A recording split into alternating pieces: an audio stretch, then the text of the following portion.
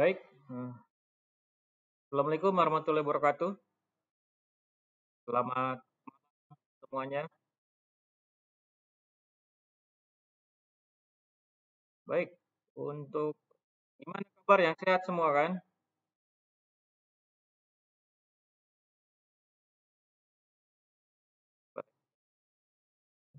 Tetap sehat ya.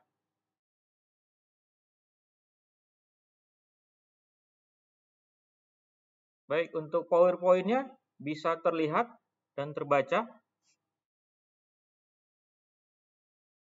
Udah ya, ini kita masuk materi ke-14 ya.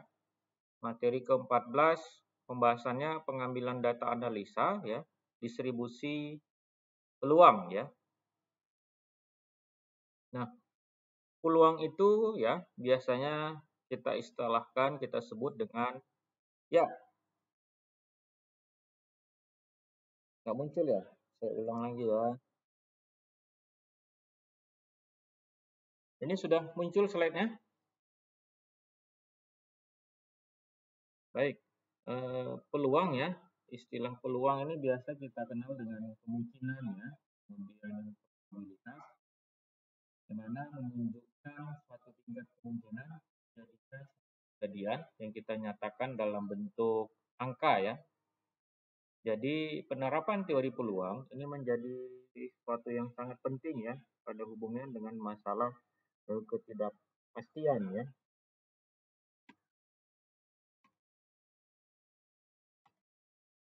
Nah, kemudian kemungkinan kejadian dalam suatu percobaan pada kesempatan yang sama untuk terjadi, rumus peluang ya. Rumus peluang itu adalah PE, ini di mana peluang terjadinya kejadian itu sama dengan M dibagi N. M itu banyaknya kejadian, sedangkan N banyaknya semua kemungkinan ya. Nah, ini ada contoh ya. Contohnya misalnya kita melakukan pelemparan dadu sebanyak 1 kali ya, kemudian berapa munculnya peluang sisi angka 6?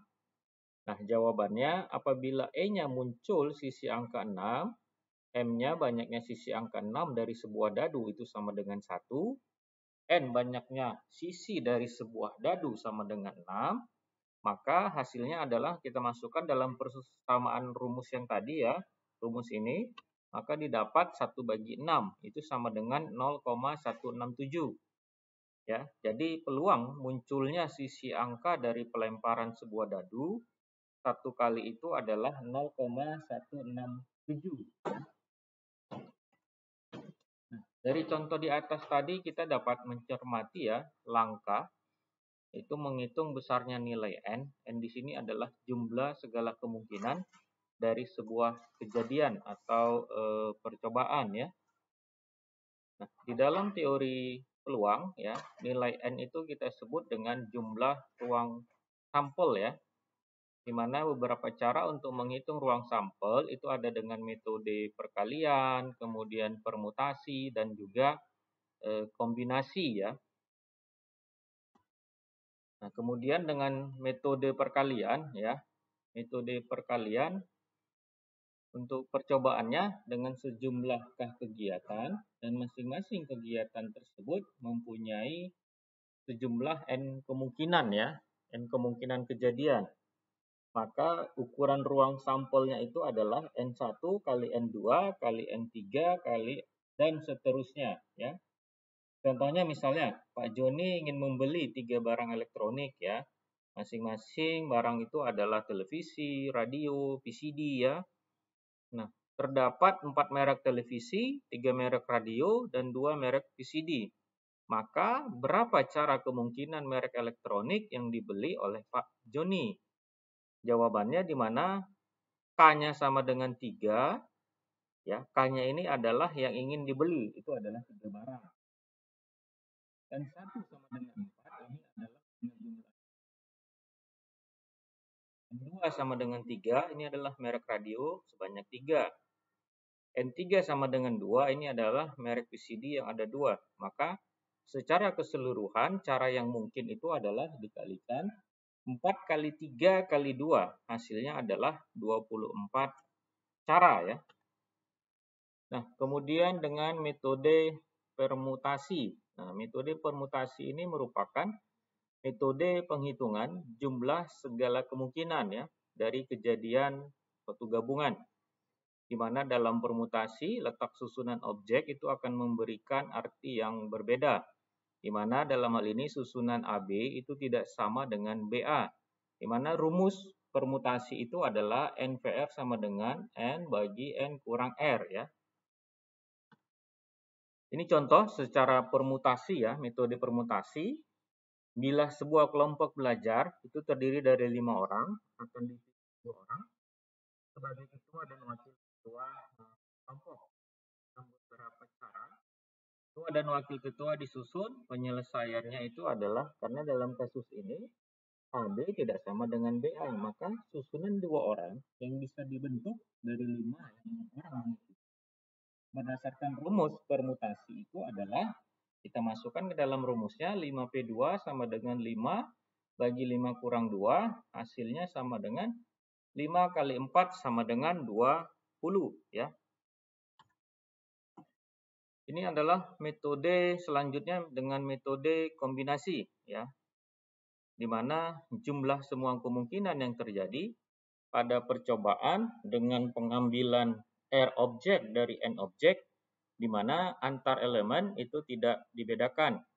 Di mana dalam hal ini AB sama dengan BA. Jadi untuk rumus kombinasinya NCR sama dengan N bagi R kali N kurang R ya. Contohnya, apabila dari 5 orang tersebut itu maka akan dipilih 2 orang sebagai utusan kelompoknya ya. Maka dalam beberapa cara, misalnya wakil tersebut dapat disusun dengan catatan dalam hal ini AB sama dengan BA ya. Jadi karena kasusnya AB sama dengan BA, maka susunan 2 orang utusan yang bisa dibentuk dari 5 orang mengikuti rumus kombinasi, kita masukkan dalam rumus, maka 5C2 sama dengan 5 bagi 2 kali 5 kurang 2, hasilnya sama dengan 5 kali 4 per 2 kali 1 sama dengan 10. Nah, kita masuk kepada ini ada beberapa sifat peluang ya.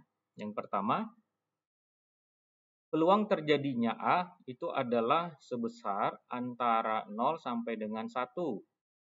Ya, di mana PA itu lebih besar daripada 0 dan lebih kecil sama dengan 1. Nah, apabila terjadi peluang A mendekati 0, maka kejadian tersebut kecil kemungkinan untuk terjadi ya. Sedangkan peluang mendekati 1 berarti kejadian tersebut hampir pasti terjadi ya. Kemudian kedua, nilai peluang komplemen dari suatu kejadian itu adalah 1 dikurangi peluang kejadian. Di mana PA-nya sama dengan 1 kurang PA. Jadi misalnya peluang muncul mata dadu 1 pada pelemparan sebuah dadu itu adalah 1/6. Maka ya peluang muncul mata dadu bukan 1, tapi adalah 1 kurang 1/6 sama itu dengan 5/6. Yang ketiga, jumlah dari semua peluang yang mungkin terjadi dari satu peristiwa itu adalah 1.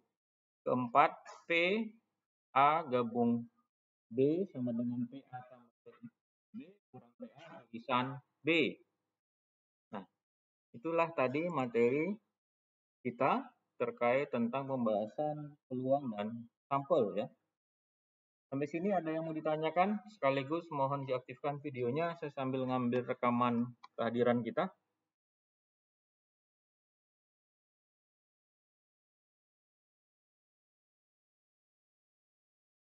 Boleh, yang lagi di jalan boleh di off-kan videonya.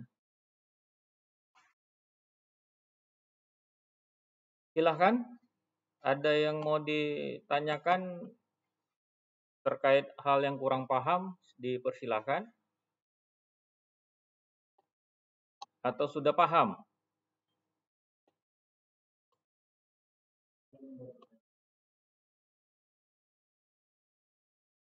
Gimana? Cukup?